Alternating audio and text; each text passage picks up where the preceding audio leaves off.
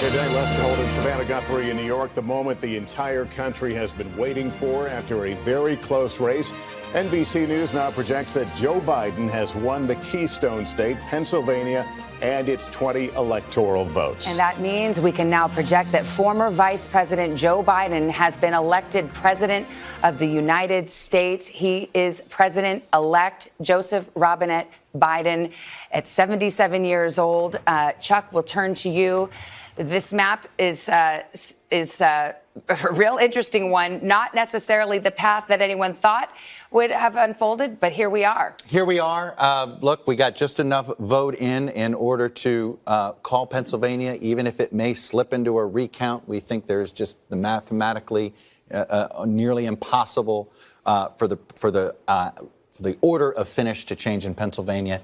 And when you look at it in many ways, Joe Biden won with a somewhat traditional map in the Midwest. He rebuilt the blue wall, and narrowly, but he did it. He added two sort of expansion states, it looks like, potentially, when all's said and done, with Arizona and Georgia. But the fact is, he did it without it.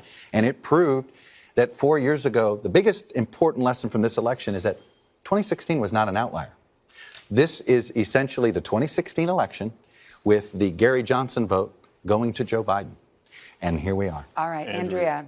I'm thinking of the 32-year quest for the presidency of this man, his resilience in the face of failed attempts in the past, a very slow start, stumbling out of the gate, losing the primaries and caucuses, reclaiming it on Super Tuesday, and taking a centrist message, which will now challenge him. His ability to reach across the aisle will be challenged on the left within the Democratic Party.